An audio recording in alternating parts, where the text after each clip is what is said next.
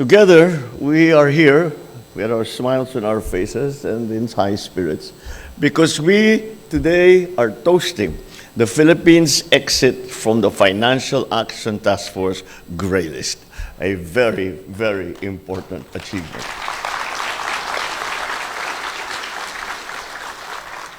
This success is proof of what we as a nation, as a government, and as a people can achieve if we work together. And as such, it is only fitting that we honor our collective acts of determination, of discipline, and of decisive leadership. Amongst the top priorities of this administration is to strengthen the credibility of our country's financial system. And that includes securing the global confidence in our institutions.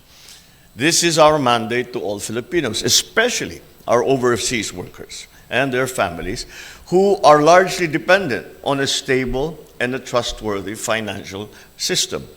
It cannot be denied that our inclusion in the FATF Grey List was a serious obstacle for not just OFWs, but in many, many ways.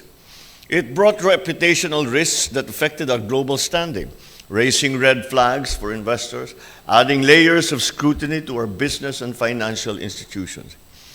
Kaya naman po, umaksyon tayo dahil hindi natin gustong dumagdag pa ito sa mga pasanin ng ating mga kababayan. We took decisive steps. On October 16 of 2023, I issued Memorandum Circular number 37, which directed all concerned government agencies to immediately and comprehensively address the country's remaining International Cooperation Review Group action plan items. It was not just a directive. It was a test of our collective resolve. And today, I am pleased to note our joint efforts have been met with positive responses and swift action by concerned government agencies. Through a whole-of-government approach, and I think that the membership of the NACC and all those who have been involved in these and the work in removing the Philippines from the Grey List, if you see, it is very much a whole-of-government approach that we have employed to remove the Philippines from the FATF Grey List. And with the support of our stakeholders from the private sector, up to, of course, including the judiciary, we successfully addressed all ICRG action plan items in October of last year. This triumph was confirmed when the FATF formally announced the Philippines' exit from the Grey List in February of this year.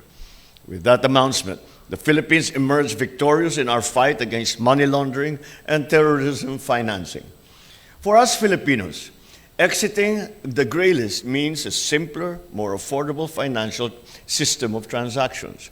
It means our OFWs can send money home at a lower cost.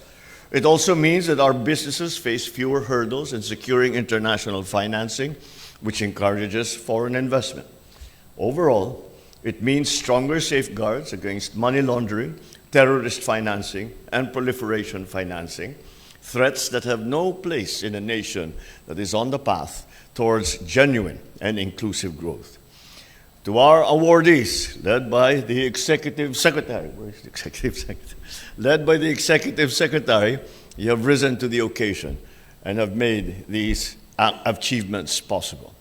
You showed what it means to serve with competence and with conviction, proving that governance, when done properly, delivers real and favorable results. Today marks a victory, but let me be clear, the work is not yet finished. The journey continues. More importantly, we need to exert twice the effort to sustain our progress. We must work even harder to institutionalize reforms. We must tighten our enforcement against money laundering and terrorism financing. We must strengthen our financial system so that it can withstand the more sophisticated and technologically advanced challenges faced by the financial sector. The challenge to all of us is to never allow our country to slip into the Grey List again. As we continue this march forward, let us do so in the spirit of a bagong Pilipinas, a nation rooted in transparency, accountability, and inclusive development.